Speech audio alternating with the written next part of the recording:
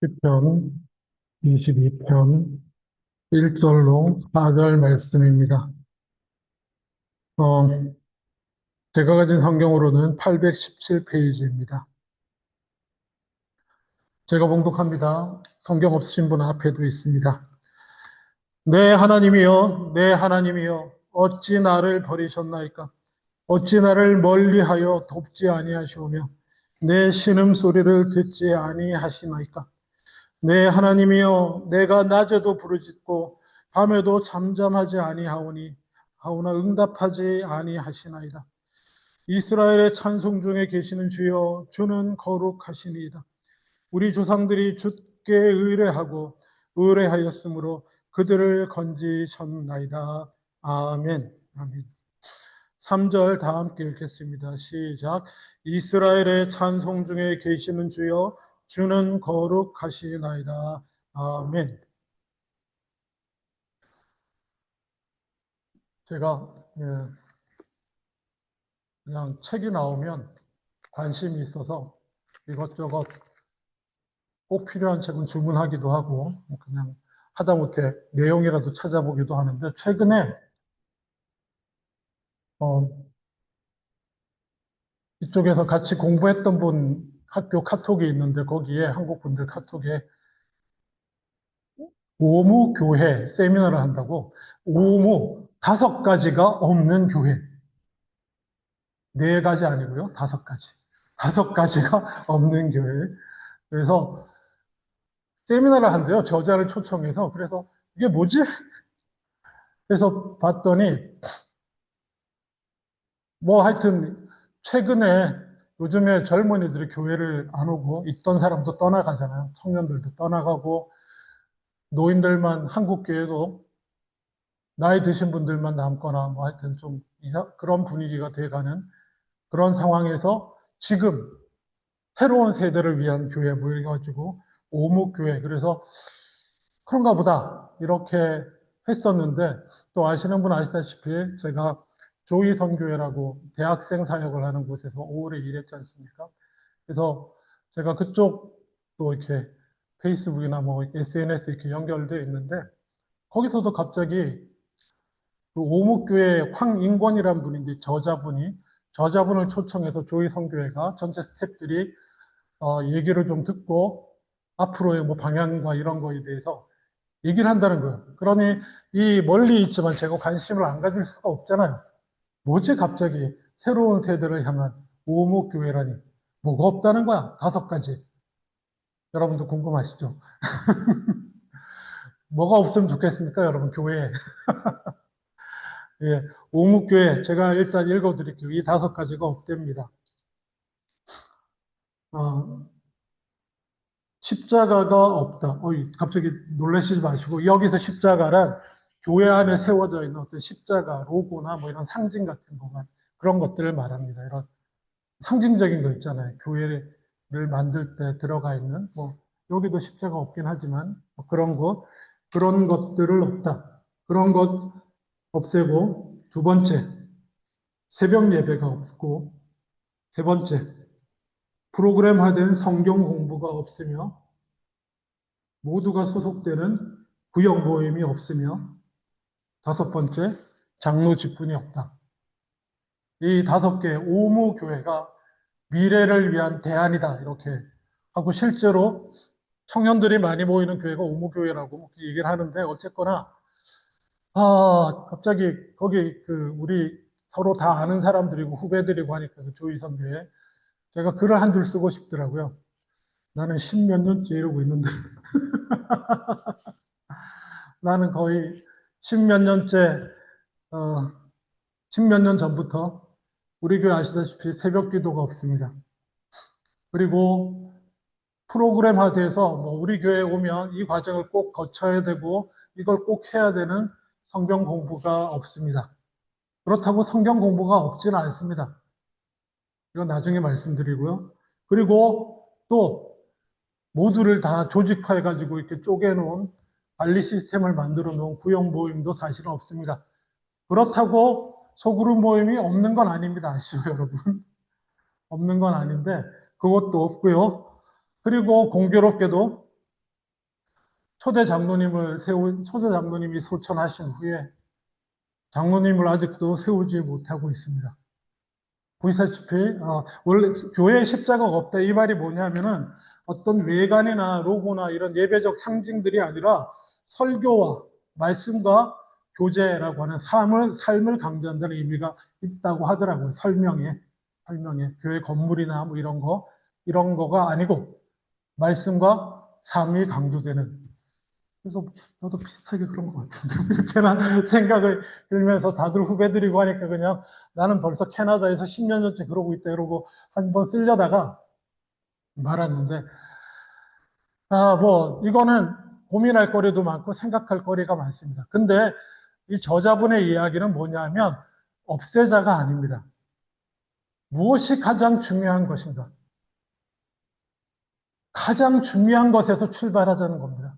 한국 교회가 위기를 맞았으니 부인하려고 해도 할 수 없어요. 이거는 한국 뭐 캐나다에 있는 이민자들 저희도 느끼지 않습니까? 좀 그렇지만 어쨌든 한국과 한국 교회가 뭐 거의 이제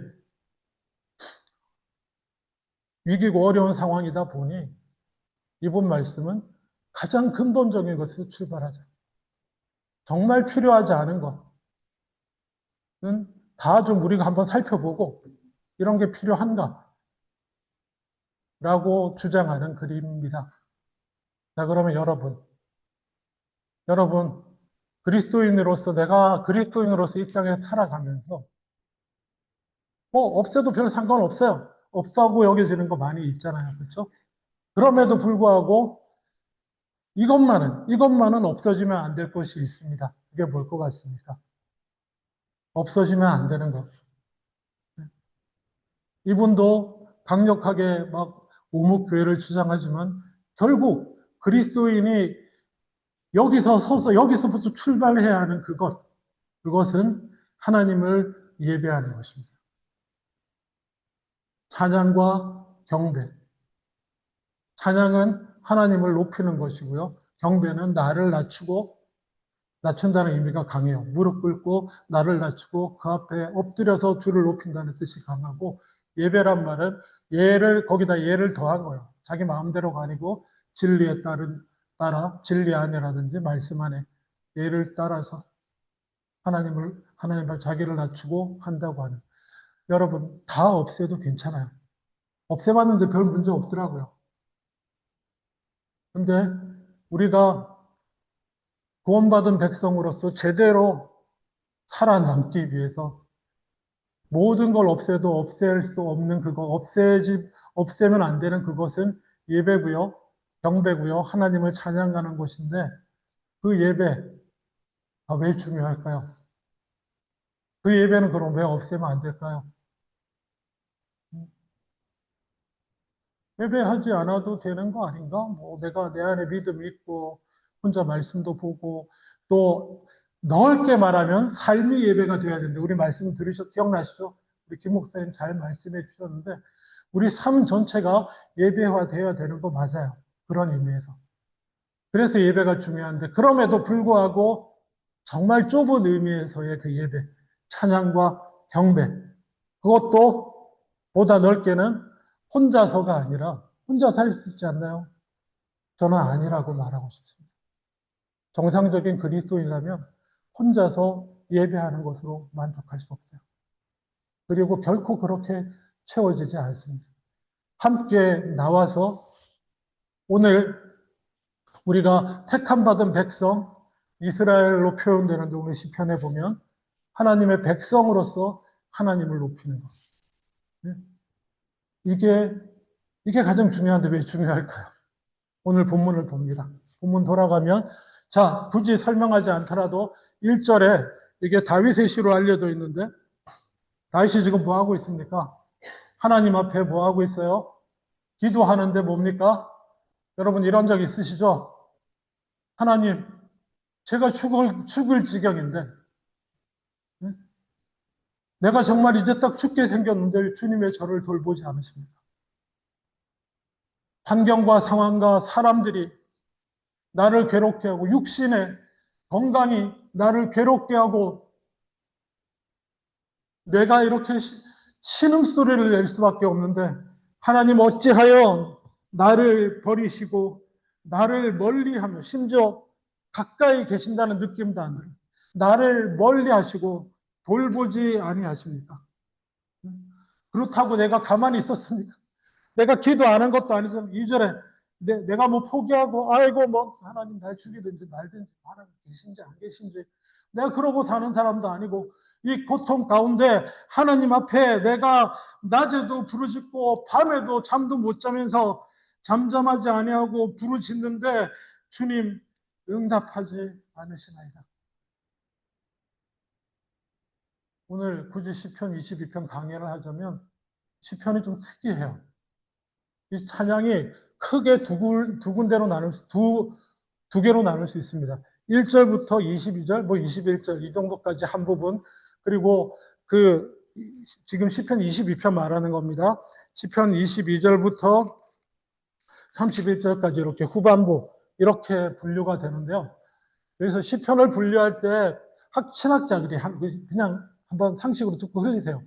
뭐 찬양신이, 뭐 탄식신이, 뭐 이런 식으로 시편을 분류를 해요. 근데 이 시편은 어떻게 분류가 될 수 있을 것 같습니까? 이런 시편을 대체로 탄식의 시편이라고 그럽니다. 하나님 앞에 부르짖고 탄식하는 시편인데 시편 20편 그냥 집에 가서 한번 읽어보세요. 1절부터 21절까지 정말 이런 탄식이 내 힘이 말라 질그릇 조각 같고 내 혀가 입천장에 붙고 개들이 나를 에워싸고 악한 무리가 내 수족을 찌르고 뭐 이런 것들 그런 탄식을 합니다. 탄식에 탄식을 거듭하는데 놀랍게도 22절부터는 갑자기 하나님을 찬양합니다. 그냥 하나님을 찬양해요. 내 구원의 하나님. 여호와를 두려워하는 너희여 찬송할지어다.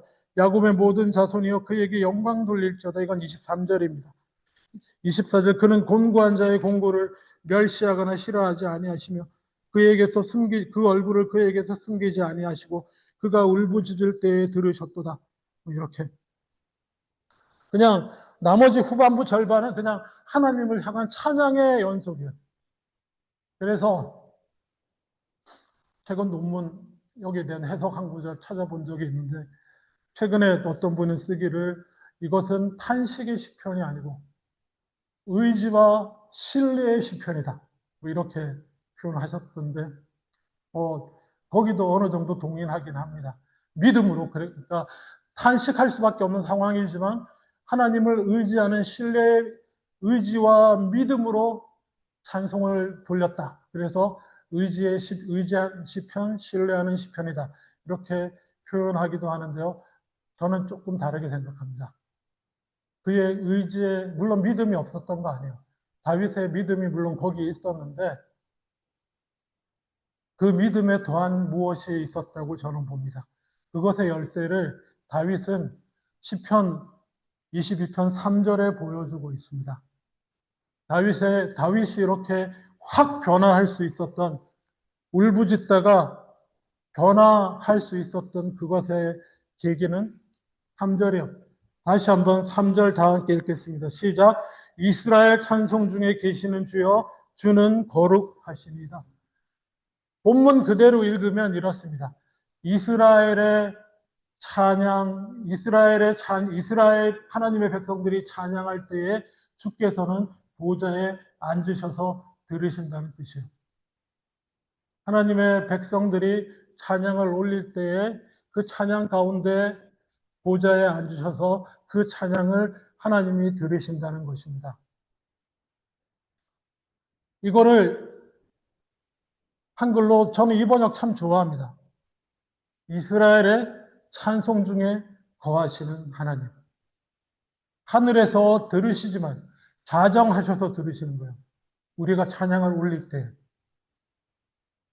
여러분, 뭐 이게 뭔 소리야 하시는 분, 여기서 믿음을 발휘하셔야 돼요. 성경 말씀을 믿는 것에서 우리는 한 걸음 떼야 되는 것입니다. 저는 다윗도 그랬다고 생각합니다. 다윗도 고난과 어려움과 정말 역경 가운데 도대체 하나님은 지금 어디 계시는가? 나를 멀리 하시고 하나님은 도대체 어디 계시는가? 라고 하는 그 순간에 다윗은요, 믿음으로 찬양했다고 저는 생각합니다. 원래 다윗이 찬양으로 유명한 사람이죠. 그 당시 왕이면서, 목동이면서 왕이면서 악기 연주자였어요.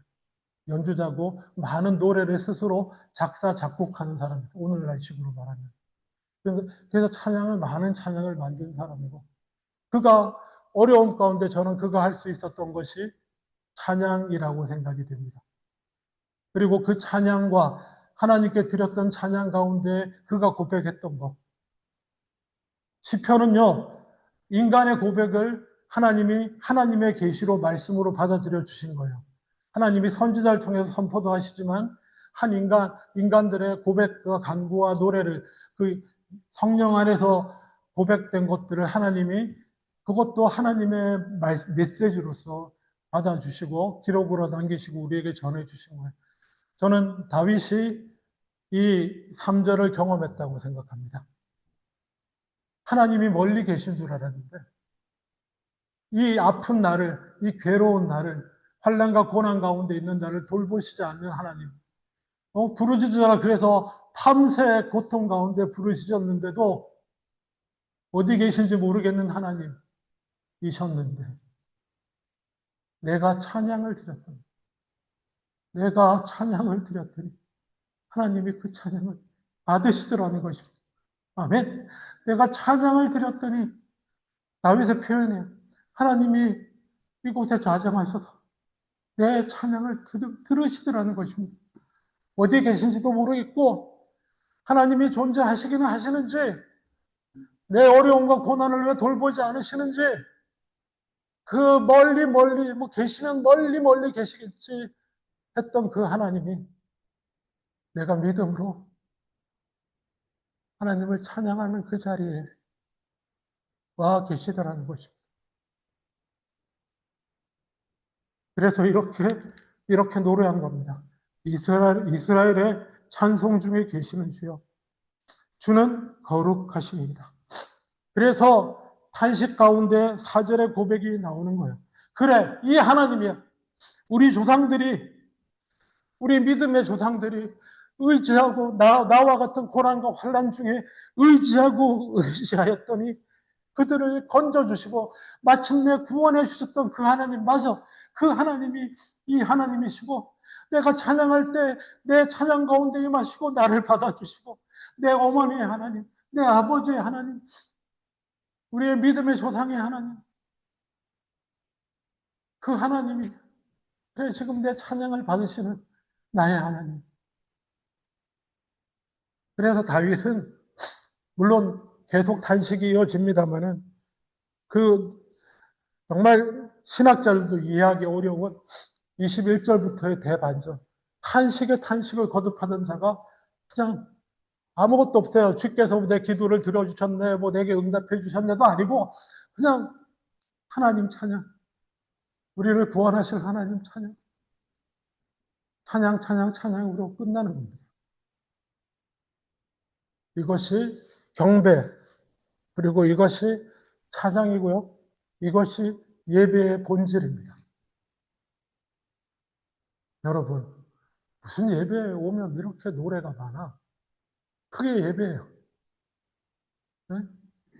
그게 예배예요. 왜 찬양하는지 아세요? 왜?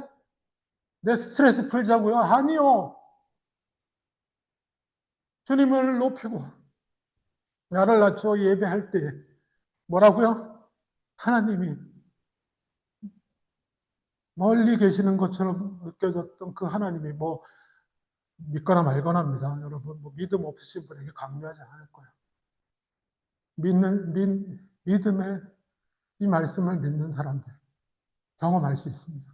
하나님이 우리 가운데 찬양 올리는 우리 가운데 감사하게도 우리의 찬양을 받으시기 위해 좌정하신다는 것입니다. 이게 예배입니다. 그리고 그리스도인들은 이거 없으면 못 살아요. 살아도 산 게 아니에요. 언젠가 말씀드리지만 제가 계속 물어봅니다. 꽃꽂이한 꽃이 죽은 꽃입니까? 산 꽃입니까? 네? 산 것처럼 보이려고 드립다 뭐 물도 먹고 영양제도 꽂아놓고 하지만 그건 죽은 거예요. 왜냐? 영원한 생명으로 인간도 똑같아요. 영원한 생명 되시는 하나님과의 관계가 끊어져 있는 인간은 꽃꽂이한 꽃과 같아요. 살아있는 것처럼 보이려고 열심히 일하고 뭐 돈 벌어가지고 이것도 먹고 저것도 먹고 약도 맞고 난리를 쳐도 그냥 그건 꽃꽂이한 꽃이에요. 영원하신 하나님, 영원한 생명의 하나님의 그 흙 모판에 그 생명 되신 그것에 내가 꽂히지 않으면 그것이 그 꽂히는 순간이 예배고 그 꽂히는 순간이 하나님의 임재의 순간이고 내 안에 성령이 충만한 순간이고 그렇게 표현할 수 있습니다. 물론 여러 가지 다양하게 얘기할 수도 있겠지만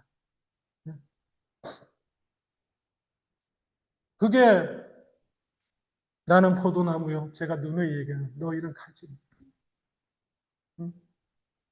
꺾어진 꽃이 살려면 어떻게 해야 돼요? 원래 나무에 갖다 붙여야죠. 예수님 그 얘기 하시는 거예요.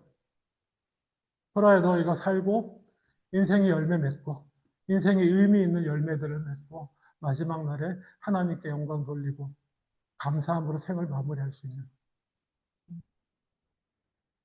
그냥 꽃꽂이한 꽃처럼 그냥 살아있는 것처럼 막 그냥 갖다 놓고 먹고 막 하다 결국 죽어 시들어 말라서 버려져서 불태워지는 그런 것들이 아닌 인생이 되기 위해서 중요한 것이 예배입니다. 물론 제가 어떤 율법적인 예배 준수를 말하는 것이 아닙니다. 예배는 모여서 드리는 예배도 있지만 흩어져서도 예배 드릴 수 있습니다. 혼자서도 홀로 된 가운데서도 하나님의 임재를 간구하며 찬양 올리고 홀로 드리는 찬양 가운데도 하나님은 임하시는 줄로 믿습니다. 아멘. 우리가 연약하여서 여러 가지의 우선순위가 밀리고 그럼에도 불구하고 그리스도인은 하나님의 임재를 내려놓을 수가 없거든요. 그래서 홀로 있을 때 힘들고 바쁘고 정신없는 상황 가운데서라도 주의 이름을 부르고 말씀 묵상이 어려우면 찬양하시고 애초에 노래라는 거리가 모신 분은 들으세요. 듣고 마음으로 올리면 됩니다. 그것도 찬양이에요. 입술로 하시면 더 좋고. 그러면 그 마음의 찬양을 하나님이 받으시고 여러분 가운데 임하시는 줄로 믿습니다.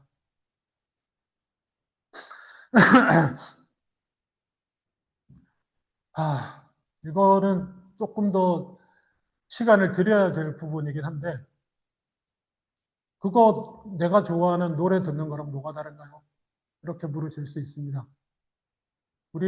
저도 찬양만 좋아하는 사람 아닙니다. 아마 요즘 좀 우리 시대 노래 저만큼 아시는 분도 참 드무실걸요. 요즘도 마찬가지고. 막 이상한 노래들 말고요. 정말 하나님이 주신 대로 하나님 우리에게 허락하신 뭐 사랑이나 아픔이나 이별이나 또 좋은 것들, 선한 것들에 관한 그런 노래들, 가사들 얼마든지 있잖아요. 저 그런 거 참 좋아합니다. 맨날 얘기하는 뭐 악동 뮤지션 얘기를 굳이 안 하더라도 뭐 그런데 말입니다. 그래서 감정이 정화되고 좀 이렇게 걱정도 가라앉고 불안하던 게 평안도 오고 그와 뭐가 달라? 아마 안 믿는 사람이라면 구별할 수 없을 겁니다. 근데 믿는 사람은 압니다. 믿는 사람 하나님을 찬양하고 그리고 하나님의 임재가 내가 경험된 후에는요. 내가 바뀐 것 같지만 내가 바뀐 게 아니고요. 하나님이 일하시는 게 보이기 시작합니다. 나의 아픔과 나의 고통과 이런 것들을 내 안에 위로도 주시지만 내 바깥에서 환경과 상황과 사람들을 움직이시고 합력하여 선을 이룰 수 있도록 이끌어 가시는 하나님을 보게 하십니다. 아멘. 하나님의 임재가 경험되고 난 다음에는 그렇게 역사하시는 하나님은 내가 예수 믿는 사람인데도 그런 게 안 보였는데 하나님 도대체 어디 계신 거예요? 하나님은 어디 계셔? 이랬는데 찬양하고 하나님의 임재가 경험되고 나면 그게 보이기 시작해, 조금씩.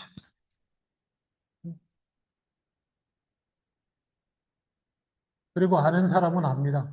진짜 힘들고 어려울 때는요, 내가 위로받아야지. 내가 좋아하는 이 노래를 들으면서 위로가 될까? 내가 위로받아야지. 내가 붙들고 이제 어떤 좋은 경구가 있는데, 뭐 이런 걸 좀 읽으면, 그거 안 되는 거 아시죠? 진짜 안 힘들어 봐서 그래. 진짜 힘들고 어려우면 내가 어떻게 해봐야, 내가 이거를 해서 좀 내 마음을 어떻게 좀 해봐야지. 하나도 소용이 없어요.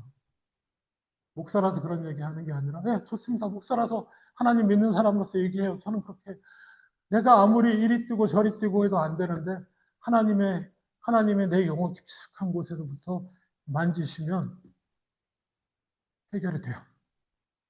해결이 돼요, 그냥. 풀어져요. 언젠가 제가 설교 중에 간증한 것 같은데, 그런 일을 경험합니다.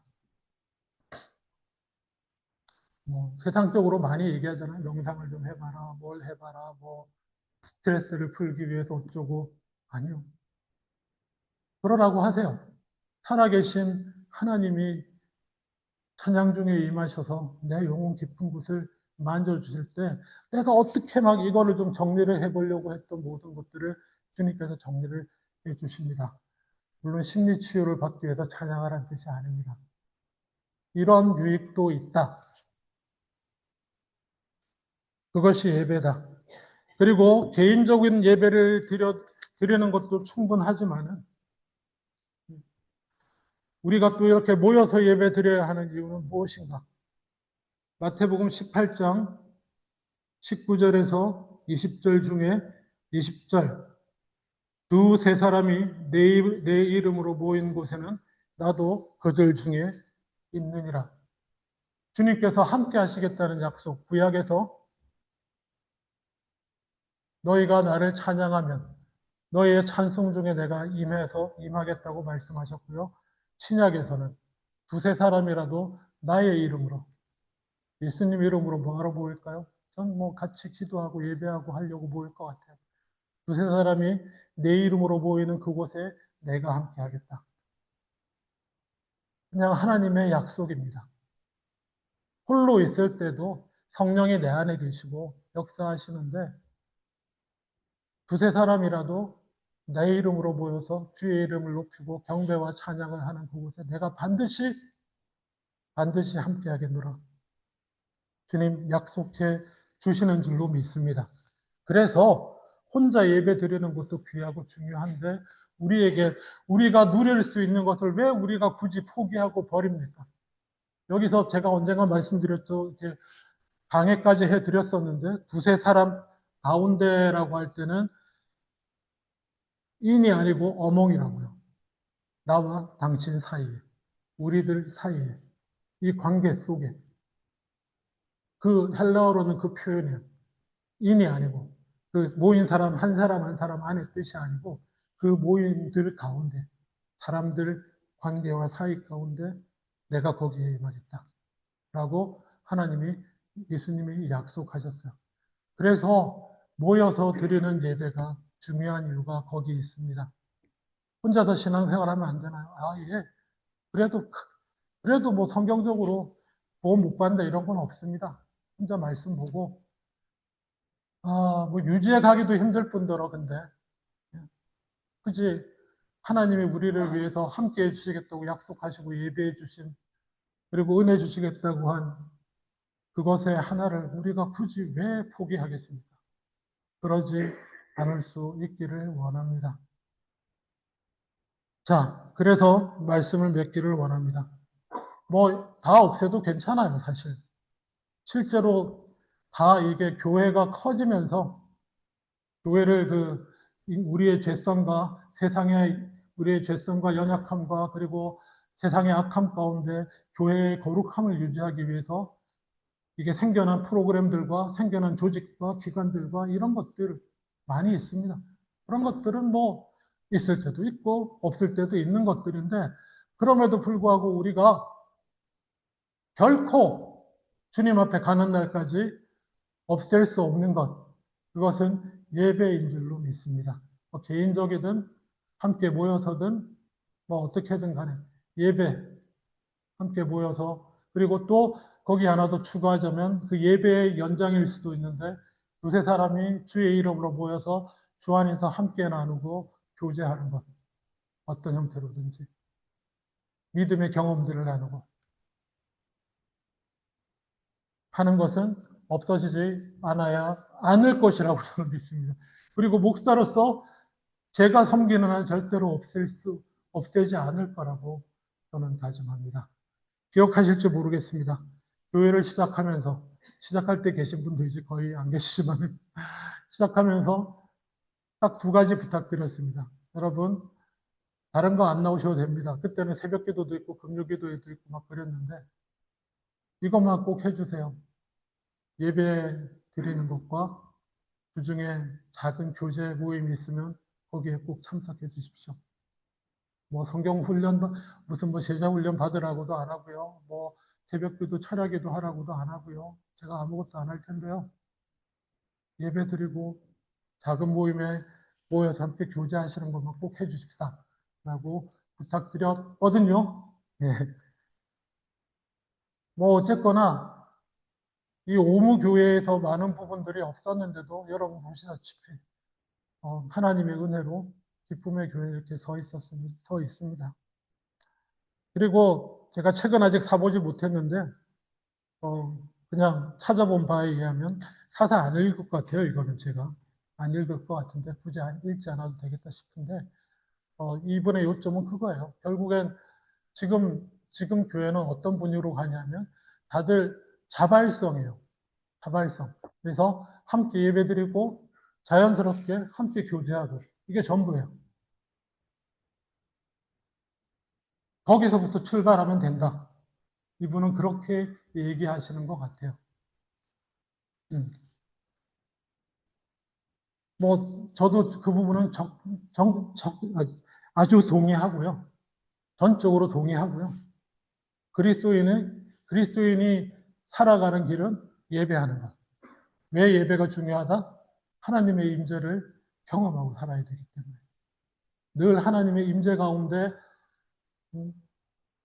적어도 내 예배 없는 삶의 현장 가운데서도 예배 드리는 것처럼 하나님의 임재를 경험하고 살아야겠지만은 아직 그렇게까지는 안 되더라도 적어도 우리 찬송했던 것처럼 이래 동안 좀 그렇게 정신없이 힘들고 지치게 살다가도 적어도 하루만큼은 하나님 앞에 나와서 다시 한번 내가 이런 사람이지. 내가 하나님의 백성이고, 하나님의 구원받은 백성이고, 하나님의 나라를 위하여, 하나님의 영광을 위하여 그렇게 살아가는 사람이지. 좀 확인도 하고, 멀리 계셨던 하나님 가까이 느끼며 다시 좀 힘을 얻고, 눈도 열리고, 뭐 하나님 멀리 계시지 않구나. 이런 것도 좀 경험하면서 살아가는 저와 여러분 다 되실 수 있기를 주님의 이름으로 축원합니다. 기도하겠습니다. 아버지 하나님, 예배하게 하옵소서. 어찌하든지 이것도 안 되고 저거 뭐 안 해도 됩니다. 이것도 못하고 저것도 안 되고 뭐 하는 거 없어도 되는데 예배하는 자로 살아가게 하여 주시옵소서. 아니 예배까지도 나갈 수 없다면 찬양할 수 있는 자가 되게 하여 주시옵소서. 목소리로 찬양도 올리지 못할 지경이라면 적어도 하나님의 찬양을 들으면서 영혼과 마음으로 함께하는 삶 살아가게 하여 주시옵소서. 그러면 살게 될 줄로 믿습니다. 감사드리고 예수님 이름으로 기도합니다. 아멘.